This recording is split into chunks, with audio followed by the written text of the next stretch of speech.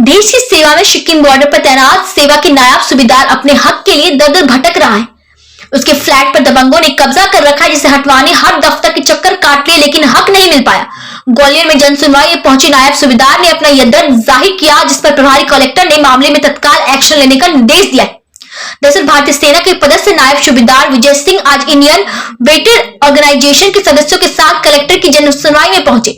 यह ऑर्गेनाइजेशन सैनिकों के हक की लड़ाई लड़ता है। ऐसे विजय सिंह के साथ यह सभी पहुंचे और उसकी समस्या को बताया।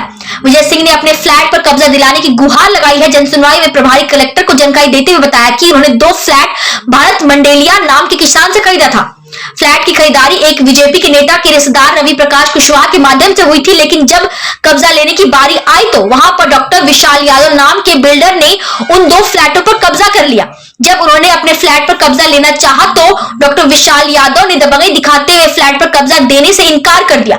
डॉक्टर विशाल यादव सैनिक से फ्लैट पर कब्जा देने के बहाने उल्टा लाखों रुपए की मांग कर रहा था। यही वजह से सैनिक के साथ हुई इस धोखाधड़ी को लेकर सेना के अन्य जवानों में भी नाराजगी है। उन्होंने इस घटना को लेकर जिला प्रशासन के अधिकारियों से कार्रवाई की मांग की है। चाइना सिक्किम बॉर्डर पर पदस्थ सेना के नायब सूबेदार विजय सिंह ने 2 साल पहले मुरार इलाके के कुरेशी क्षेत्र के बेहटा गांव में किसान से यह फ्लैट खरीदा था।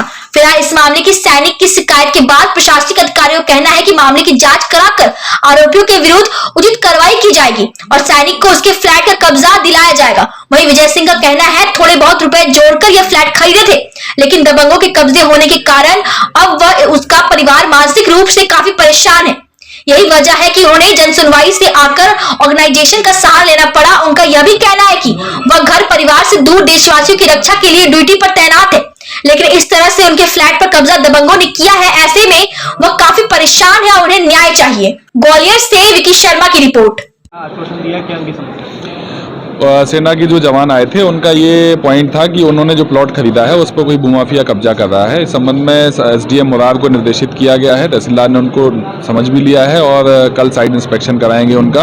और एसडीएम मुरार ने पहले भी पैरामिलिट्री फोर्सेस और सेना के जवानों के कब्जे बहुत त्वरित तौर पर हटाते हैं। वो उनको निर्देशित किया गया है, कल चेक करके उस पर कार्रवाई करेंगे। मैं captain Bhagwant Singh, Indian waiter organisation.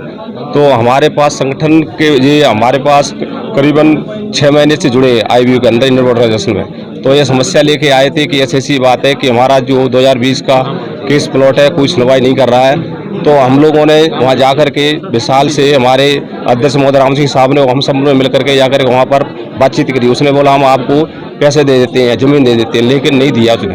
फिर हम लोगों ने इसको आज साहब को जो आए हुए हैं तो उनको यहाँ जनसुनवाई में एक साथ लेके आए हैं। जनसुनवाई में कलेक्टर साहब से मिलना था, एसडीएम साहब से मिलना था।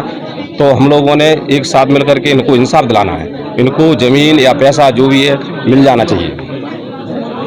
तो हमारा अगर आश्वासन के अनुसार हल नहीं निकला तो क्या आप लोगों का आश्वासन नहीं निकालेंगे तो हम कार्रवाई और ऊंचे दर्जे पे जो भी है कलेक्टर साहब को धरना या एसपी साहब के यहाँ धरना भी दे सकते हैं। इंसाफ मिलना चाहिए और जो बंदा है उसको केस या जो भी है कार्रवाई करना चाहिए।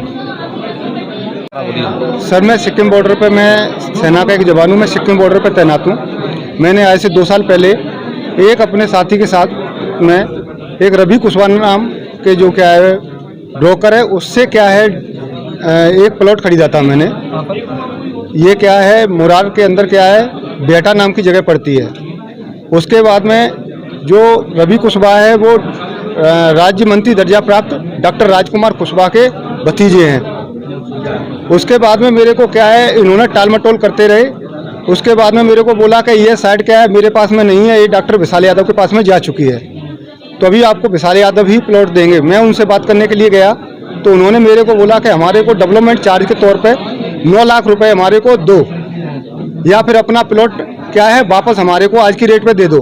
इस पर क्या है 27 लाख रुपए में मेरे से प्लॉट लेने की सहमति जताई। मैं उस पर एग्री हो गया और मेरे को जनवरी का टाइम दिया गया। मैं जनवरी में दोबारा बॉडी ड्यूटी से आया तो इन्होंने क्या है मेरे से अभी जाकर के बोला कि आप रजिस्ट्री करवा लो। फिर मैं एक दिन पहुंचा तो रजिस्ट्री के मेरे को बोले कि अभी ऐसा है कि आपको पहले रजिस्ट्री मेरे नाम करनी पड़ेगी, दाखिला खारिज होगा जब मैं आपकी रजिस्ट्री आपके नाम करूँगा। मेरे को इस चीज़ पे विश्वास नहीं हुआ। मैंने उनसे मना कर दिया मैं रजिस्ट्री कर दूंगा तो मेरे पास में प्रूफ ही क्या है जो मैं आपसे ज़मीन ले लूँगा मैं। तो मेरे को इस बात में विश्वास नहीं है। मैं क्या है इस बात को लेकर के लगभग 2 साल मेरे को समय हो चुका है और मैं क्या है इस ना तो मैं घर पर छुट्टी टाइम से सही तरीका से काट पाता हूँ, ना ही मैं ड्यूटी सही ढंग से कर पा रहा हूँ। मैं तनाव के अंदर हूँ। कृपया मेरा क्या है इसका निवारण करने की कोशिश की जाए। आप लोगों का सपोर्ट के लिए धमकी दी क्या बताइए? और मेरे को ये बोला, मैंने कहा कि वकील ने मेरे को बताया है कि आप रजिस्ट्री इधर से आप वो करते हैं और हम रजिस्ट्री आपकी करते हैं, आप रजिस्ट्री कर दो। तो बोले नो कि अगर वकील ने बता रहा है तो वकील से ही ले लो, मेरे पास में आने की जरूरत नहीं है, मेरे पास आपका कोई प्लॉट नहीं है, मेरा कुछ नहीं है आपसे लेना देना। आपकी जीवन भर की पूंजी भी फंस गई है इस तरीके से और अभी न्याय भी मिल पा मैं सर ऐसा है कि मेरे जो पैसे थे, एक फौजी आदमी के पास में पैसे आते कहाँ से हैं, मेरे जो भविष्य निधि थी उसमें से भी मैंने पैसे निकाले, कुछ एक मैंने दूसरों से भी लिए, कुछ एक मैंने अपने जेवर को रख करके वो भी उठाए थे। आज के टाइम में मेरे पास में कुछ नहीं है, इससे मेरे पास में घर में भी कला बना हुआ है। क्या आश्वासन मिला है आपको?